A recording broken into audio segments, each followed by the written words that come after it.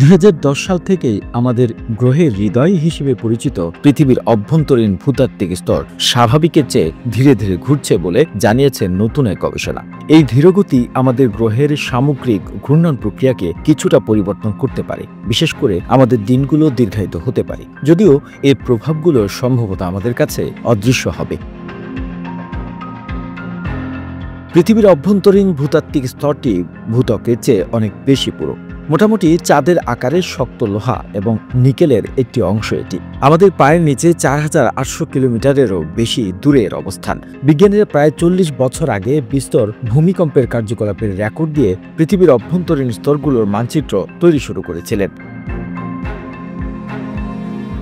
তখনও অভ্যন্তরীণ স্তরটি ম্যান্টল বা ভূতত্ত্বের চেয়ে কিছুটা দ্রুত ঘোরাফেরা করছিল। এটাই প্রথম নয়, এর আগেও বিজ্ঞানীরা বলেছিলেন পৃথিবীর অভ্যন্তরীণ কোর ধীর হয়ে যাচ্ছে।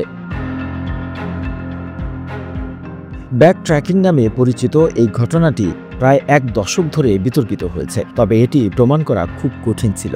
নতুন গবেষণায় গবেষকরা ১৯৯১ থেকে ২০২৩ সালের মধ্যে দক্ষিণ আটলান্টিক মহাসাগরের স্যান্ডউইচ দ্বীপপুঞ্জের একটি টেকটনিক প্লেট সীমানা বরাবর একই স্থানে বারবার ঘটে যাওয়া ১০০টিরও বেশি ভূকম্পনের তথ্য বিশ্লেষণ করেছে। প্রতিটি ভূমিকম্প থেকে বিজ্ঞানীরা অভ্যন্তরীণ স্তরের অবস্থান মানচিত্র তৈরি করতে সহায়তা নেয়।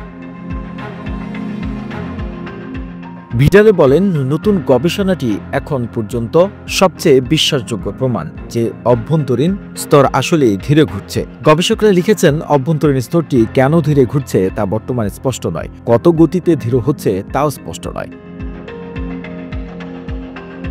পৃথিবীর অভ্যন্তরীণ ভূতাত্ত্বিক স্তরটি আমাদের গ্রহের লুকানো স্তরগুলোর মধ্যে সবচেয়ে রহস্যময় হিসেবে রয়ে গেছে। তবে এই সাম্প্রতিক বছরগুলোতে নতুন প্রযুক্তি গবেষকদের অভ্যন্তরীণ কোর সম্পর্কে আরও জানার সুযোগ করে দিচ্ছে। গবেষণার লেখকরা আমাদের গ্রহের হৃদয় অর্থাৎ অভ্যন্তরীণ স্তর নিয়ে প্রতিনিয়ত আরও বিশ্লেষণ চালিয়ে যাচ্ছেন। সময়ের সাথে এটি কিভাবে পরিবর্তিত হয় সে সম্পর্কে আরও জানতে ভূমিকম্পের তথ্য বিশ্লেষণ করছে তারা। The news Bangladesh desk report.